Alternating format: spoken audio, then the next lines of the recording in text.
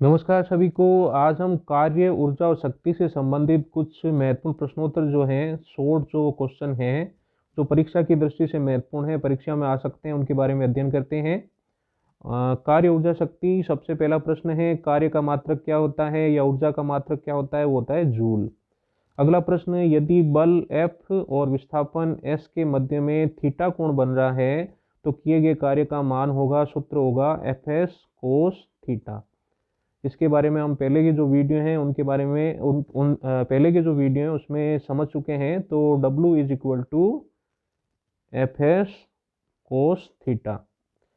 अगला प्रश्न है, द्रव्यमान की वस्तु v वेग से गतिमान हो तो गतिज ऊर्जा का मान होगा 1/2 mv²।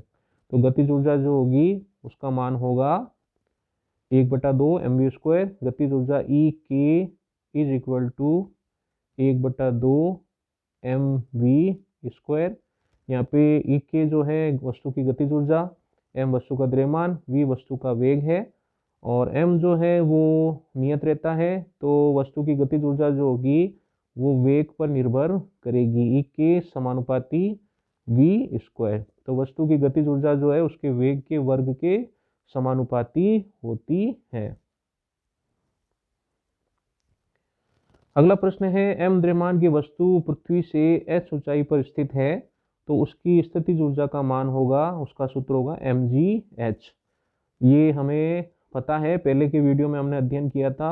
तो गुरुत्वीय क्षेत्र में जो स्थितिज ऊर्जा जो होती है EP, उसका सूत्र होता है mg और h। m क्या है? वस्तु का द्रव्यमान, g वस्तु का गुरुत्वीय त्वरण, मतलब जो गुरुत्वीय त्वरण जो है पृथ्वी के लिए वो g हो गया, और h जो है वो वस्तु की पृथ्वी से ऊंचाई है, और EP जो है वो वस्तु की स्थितिज ऊर्जा है। शक्ति का मात्रक होता है वाट, और इसे वाट जो होता है वो जूल प्रति सेकंड के बराबर होता है। जूल प्रति सेकंड, एक वाट जो होता है वो 1 जूल प्रति सेकंड के बराबर होता है। अगला प्रश्न है, 1 किलोग्राम द्रव्यमान को 4 मीटर ऊंचाई तक ले जाने में किया गया कार्य कितना होगा? मतलब 1 किलोग्राम का द्रव्यमान है और उसे हम पृथ्वी से 4 मीटर की ऊंचाई पर ले जा रहे हैं, तो उसमें जो किया गया कार्य जो होगा वो वस्तु में स्थितिज ऊर्जा के रूप में संचित हो जाएगा। तो किया गया कार्य होगा W बराबर U, मतलब वस्तु में जो स्थितिज ऊर्जा संचित होगी उसके बराबर कार्य होगा। किया गया कार्य जो है वो वस्तु में संचित स्थितिज ऊर्जा के बराबर होगा, और स्थितिज ऊर्जा का सूत्र होता है, जो स्थितिज ऊर्जा जो होती है गुरुत्वीय क्षेत्र में उसका सूत्र होता है mg और h। m हमें दे रखा है 1 किलोग्राम, इंटू g हमें दे रखा है 10 मीटर प्रति सेकंड स्क्वायर, इंटू h हमें दे रखा है 4 मीटर। तो गुणा की तो आंसर आया 40 जूल। तो इस प्रश्न का आंसर होगा 40 जूल। अगला प्रश्न है, पृथ्वी की ओर मुक्त रूप से गिरती हुई वस्तु की कुल ऊर्जा जो है वो उसका मान जो रहता है वो नियत रहता है, कांस्टेंट रहता है, उसमें परिवर्तन नहीं होता ऊर्जा संरक्षण के नियम के अनुसार। यदि एक वस्तु के वेग को 2 गुना कर दिया जाए तो वस्तु की गतिज ऊर्जा जो है, वस्तु की जो काइनेटिक एनर्जी गतिज ऊर्जा जो है उसको वो कितनी होगी? वो हो जाएगी 4 गुना। कैसे हो जाएगी आइए समझते हैं। हमने ये पहले समझा था, जो गतिज ऊर्जा E k जो होती है वो वस्तु के वेग के वर्ग के समानुपाती होती है। तो वेग को हमने कितना किया? 2 गुना, तो 2 का स्क्वायर यानी कि 4। तो वस्तु की गतिज ऊर्जा हो जाएगी 4 गुना। वस्तु के वेग को दुगना करेंगे तो वस्तु की गतिज ऊर्जा 4 गुना हो जाएगी। विद्युत ऊर्जा का व्यावसायिक मात्रक होता है किलोवाट घंटा, और किलोवाट घंटा जो होता है उसको संक्षेप में kWh भी कहते हैं। और kWh, एक kWh जो है 1 किलोवाट घंटा जो होता है वो 1 यूनिट के बराबर होता है। तो विद्युत ऊर्जा का व्यावसायिक मात्रक होता है किलोवाट घंटा, जिसको यूनिट भी कहते हैं। अगला प्रश्न है, एक स्प्रिंग को प्रत्यास्थ सीमा में x दूरी तक संपीड़ित किया गया है, दबाया गया है, तो उसकी स्थितिज ऊर्जा होगी। तो इसके बारे में हमने पहले पढ़ा था। स्थितिज ऊर्जा E P is equal to 1/2 K x square. जो अपने स्प्रिंग जो होती है उसकी गति में जो स्थितिज ऊर्जा जो होती है उसका मान होता है E P is equal to 1/2 K x square. ये सूत्र है, तो के एक्स स्क्वायर बटा 2। यांत्रिक ऊर्जा संरक्षण का नियम क्या है? किसी निकाय की स्थितिज ऊर्जा व गतिज ऊर्जाओं का जो योग जो होता है वो कांस्टेंट रहता है, स्थिर रहता है। यही ऊर्जा संरक्षण का नियम है। क्या एक 100% दक्ष निकाय जो है वो बनाया जा सकता है? नहीं। 100% दक्ष निकाय का मतलब होता है कि ऊर्जा का जो रूपांतरण है वो 100% हो जाए, ऊर्जा का क्षय जो है वो जीरो के बराबर जीरो हो, ऐसा संभव नहीं है। तो 100% दक्ष निकाय जो है वो संभव नहीं है। सिस्टम जो है 100% एफिशिएंट सिस्टम जो है वो संभव नहीं है। अगला प्रश्न है, कोई 3 प्रकार के विद्युत उपकरणों के नाम लिखिए। तो 3 प्रकार के विद्युत उपकरण होंगे। विद्युत उपकरण जो बिजली से चलते हैं, रेफ्रिजरेटर हो सकता है, वो वॉशिंग मशीन हो सकती है, टेलीविज़न हो सकता है, पंखा हो सकता है, कूलर हो सकता है, ये सभी विद्युत उपकरण हैं। और अगर 3 प्रकार के विद्युत संयंत्रों की बात करें तो विद्युत संयंत्र वे संयंत्र होते हैं जहाँ पे विद्युत धारा जो है उसका उत्पादन किया जाता है। तो विद्युत संयंत्रों के बारे में समझते हैं। तो विद्युत संयंत्र मतलब अगर पूछा जाए कि 3 प्रकार के विद्युत संयंत्र जो हैं उनके नाम लिखिए, तो विद्युत संयंत्र जो हैं वो वे फैक्ट्री या वे कारखाने या वे उद्योग इंडस्ट्री होते हैं जहाँ पे विद्युत धारा का उत्पादन किया जाता है। तो इसमें पहला आता है तापीय विद्युत संयंत्र। तापीय विद्युत संयंत्र जो होता है उसमें कोयले की सहायता से और जो भाप जो होती है, उष्मा ऊर्जा जो होती है, ताप जो होती है, उसकी सहायता से विद्युत का उत्पादन किया जाता है। इसमें कोयले का जो है वो उपयोग किया जाता है। तो ये तापीय विद्युत संयंत्र होता है। अगला विद्युत संयंत्र है नाभिकीय विद्युत संयंत्र। नाभिकीय विद्युत संयंत्र जो होता है उसमें नाभिकीय ऊर्जा की सहायता से जो विद्युत धारा जो होती है उसका उत्पादन किया जाता है। नाभिकीय ऊर्जा जिसमें नाभिकीय विखंडन आ गया, नाभिकीय संलयन क्रिया आ गई, इसकी सहायता से जो नाभिकीय तत्व जो हैं जैसे यूरेनियम हो गया, प्लूटोनियम हो गया, उनकी सहायता से विद्युत धारा जो होती है उनका उत्पादन किया जाता है। तो ये नाभिकीय संयंत्र हो गया। उसके बाद में आता है सौर संयंत्र।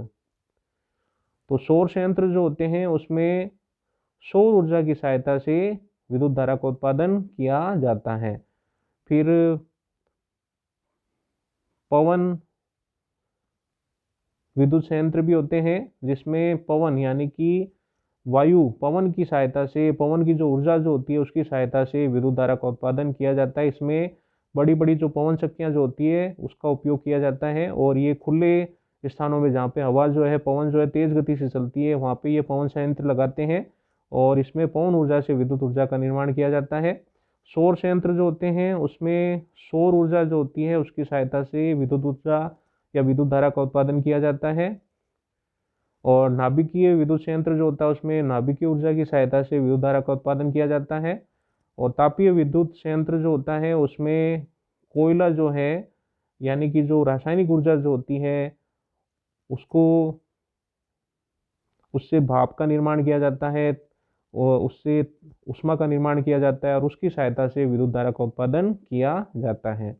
तो ये बात हो गई विद्युत संयंत्रों की।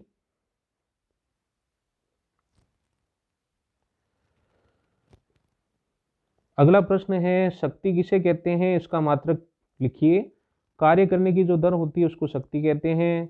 आपको पता है P बराबर जो होती है वो होती है W/T। तो जो शक्ति जो होती है P बराबर W/T। तो कार्य करने की जो दर होती है उसको शक्ति कहते हैं। P बराबर होती है W बटा T। कार्य जो शक्ति जो होती है वो कार्य बटा समय होती है। W क्या है? कार्य है। T क्या है? समय है। और P क्या है? शक्ति है। अब W जो होता है वो होता है Fs के बराबर। W बराबर क्या होता है? Fs। तो P बराबर क्या हो जाएगा? ये Fs का मान इसमें यहाँ पे रखेंगे, W की जगह रखेंगे, तो P बराबर हो जाएगा Fs बटा T। तो ये आया, P बराबर क्या हो गया? Fs बटा T। अब देखिए ये आया P बराबर Fs बटा T, यानी कि वो जो मतलब S बटा T जो है उसको थोड़ा सा अलग कर दिया, और ये S बटा T क्या होता है? ये होता है V। वेग बराबर क्या होता है? दूरी बटा समय। तो S बटा T की जगह अपन V रख सकते हैं, तो P बराबर हो गया FV। तो ये जो शक्ति जो है उसका नया सूत्र आ गया, तो P बराबर क्या हो गया? FV। तो शक्ति के कुछ सूत्र जो हैं उनके बारे में हमने समझा। अगला प्रश्न है, घरों में बिजली की जो खपत जो होती है उसको कम करने के लिए कौन सी लाइट जो है वो हमें काम में लेनी चाहिए? वो होती है एलईडी और सीएफएल। सीएफएल बल्ब और एलईडी बल्ब जो है इनका अगर उपयोग किया जाए तो विद्युत ऊर्जा की खपत जो है, बिजली की खपत जो है वो कम हो जाएगी, क्योंकि एलईडी और सीएफएल जो है वो विद्युत ऊर्जा का कम खर्च करती है और बिजली की खपत को कम करने में सहायता प्रदान करती है। तो बिजली की खपत को कम करने के लिए हमें एलईडी बल्ब और सीएफएल बल्ब का उपयोग करना चाहिए। एक वस्तु पर 20 न्यूटन बल लगने पर 10 मीटर विस्थापित हो जाती है। किए गए कार्य की गणना करो जब बल व विस्थापन एक दिशा में हो। जब बल और विस्थापन दोनों एक दिशा में हो तो W बराबर Fs, कार्य जो होता है उसका सूत्र होता है Fs। अब हमें जो है बल और विस्थापन एक ही दिशा में हो तो W बराबर क्या होता है? Fs। कार्य जो होता है मैक्सिमम होता है, और F कितना है? 20 न्यूटन, तो 20, और विस्थापन है 10 मीटर, तो इंटू 10, तो ये आ गया 200 जूल आंसर। तो ये इसका आंसर आ गया। अगला प्रश्न है, यदि बल या बल का घटक विस्थापन की दिशा में हो तो कार्य का मान क्या होता है? ये अभी हमने समझा था, W बराबर Fs।